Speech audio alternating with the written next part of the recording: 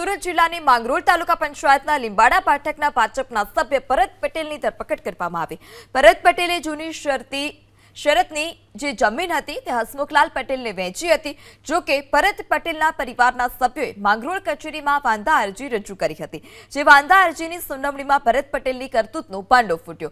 જે જમીન વેચી હતી તેના પર ભરત પટેલે લીધેલી લોનનો બોજો પણ હતો અને એટલું જ નહીં, બોજો કમી થયાનો ભરત પટેલે બેંકનો નકલી લેટર બનાવી હસમુખ પટેલ સમક્ષ રજૂ કરી છેતરપિંડી આચરી। જો કે તપાસમાં ભાંડો ફૂટતા માંડવી પ્રાંત અધિકારીએ જાતે જ ફરિયાદી બની કોસંબા પોલીસ સ્ટેશનમાં ભરત પટેલ વિરુદ્ધ ફરિયાદ નોંધાવી। ભરત પટેલની ધરપકડ કરી પોલીસે લોકઅપમાં ધકેલી દીધો છે, પરંતુ રાત્રે દરમિયાન તબિયત લથડતા ભરત પટેલને સુરત સિવિલ હોસ્પિટલ સારવાર માટે ખસેડવામાં આવ્યો। જ્યારે જિલ્લા ભાજપ પ્રમુખે ભરત પટેલને સભ્યપદેથી અને પક્ષમાંથી સસ્પેન્ડ કરી દીધો છે। અત્યારે મારી વિરુદ્ધમાં જે લોન અને લોન બાબતની જે ચાલે છે એને હું સંપૂર્ણપણે ખંડન કરું છું। કેટલાક આગેવાનો અને કોંગ્રેસીઓએ આજે જે આવેદનપત્ર આપ્યું છે એમાં મારી સંપૂર્ણ લોન ભરપાઈ થઈ ગઈ છે।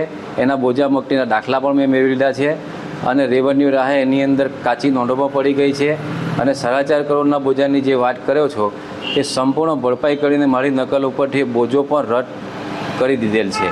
ખોટું બોજા પ્રમાણપત્ર દાખલ કરી અને ખોટી વેચાણની નોંધ દાખલ કરવામાં આવે।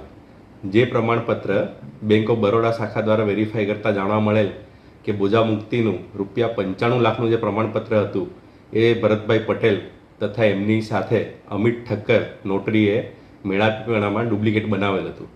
આરોપી ભરત નટવરભાઈ પટેલ કે જેમણે એક બીજા અમિત ઠક્કર જે નોટરી છે એ નોટરી રૂબરૂનો ટ્રુ કોપી કરેલું એક દસ્તાવેજ છે એ રજૂ કરેલો હતો।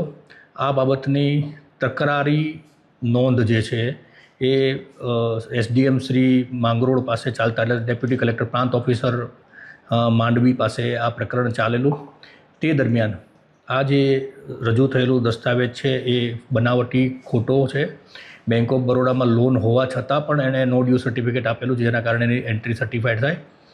આવા કારણસર પ્રાંત ઓફિસર શ્રી માંડવી દ્વારા કોસંબા પોલીસ સ્ટેશનમાં આરોપી ભરત નટવરભાઈ પટેલ અને નોટરી અમિત જી ઠક્કરની સામે ગુનો દાખલ કરાવવામાં આવેલો છે।